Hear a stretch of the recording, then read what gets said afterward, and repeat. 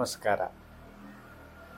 ಭಗವದ್ಗೀತೆಯ ಕರ್ತೃ ತ್ರಿಕಾಲ ಸತ್ಯವಾದಂತಹ ಸತ್ಯ ಅಡಗಿರತಕ್ಕಂತಹ ಭಗವದ್ಗೀತೆಯ ಶ್ರೀಕೃಷ್ಣ ಪರಮಾತ್ಮನ ಪ್ರಣವದ ಉಲ್ಲೇಖ 8ನೇ ಅಧ್ಯಾಯ 13ನೇ ಶ್ಲೋಕ ಈ ರೀತಿಯಾಗಿ ಪ್ರಾರಂಭ ಆಗುತ್ತೆ.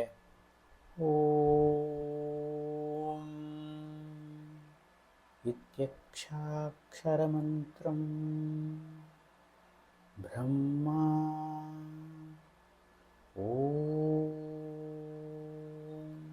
ಇತ್ಯಕ್ಷಾಕ್ಷರಂ ಬ್ರಹ್ಮ ಎಂಬುದಾಗಿ ಪ್ರಾರಂಭವಾಗುವ ಈ ಶ್ಲೋಕ ಯಾವ ಒಂದು ಅರ್ಥವನ್ನು ಸಂಕ್ಷಿಪ್ತವಾಗಿ ನೋಡ್ಬೋದು ಅಂದರೆ, ಯಾರು ಓಂಕಾರ ಅಂದರೆ ಏಕಾಕ್ಷರ, ಪ್ರಣವಾಕ್ಷರ, ಪ್ರಥಮಾಕ್ಷರ, ಪರಂಜ್ಯೋತಿ ಸ್ವರೂಪವಾದಂತಹ ಪ್ರಣವಾಕ್ಷರ ಜಪಿಸುತ್ತಾ ಕೃಷ್ಣನನ್ನು ಮನಸ್ಸಿನಲ್ಲೇ ಸ್ಮರಿಸುತ್ತಾ ತಪಸ್ಯೆಯಿಂದ ನಿತ್ಯ ನಿರಂತರವಾಗಿ ಮಾಡ್ತಾ ಯಾರು ದೇಹವನ್ನು ತ್ಯಜಿಸುವಾಗ ಈ ಒಂದು ಪ್ರಣವದ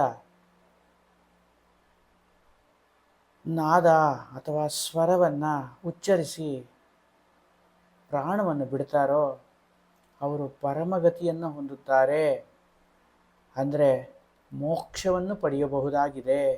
ಪ್ರಣವಾಕ್ಷರದ ಉಪಾಸನೆ ಮೋಕ್ಷದ ಸಾಧನೆ ಎಂಬುದಾಗಿ ಭಾರತೀಯ ಜ್ಞಾನಿಗಳ ಮಹರ್ಷಿಗಳ ಅಂತರ್ದರ್ಶನದ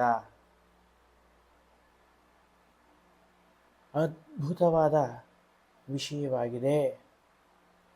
ಹಾಗಾಗಿ ಪ್ರಣವಾಕ್ಷರವು ಮೋಕ್ಷದ ಸೋಪಾನವಾಗಿದೆ, ಸೇತುವೆಯಾಗಿದೆ.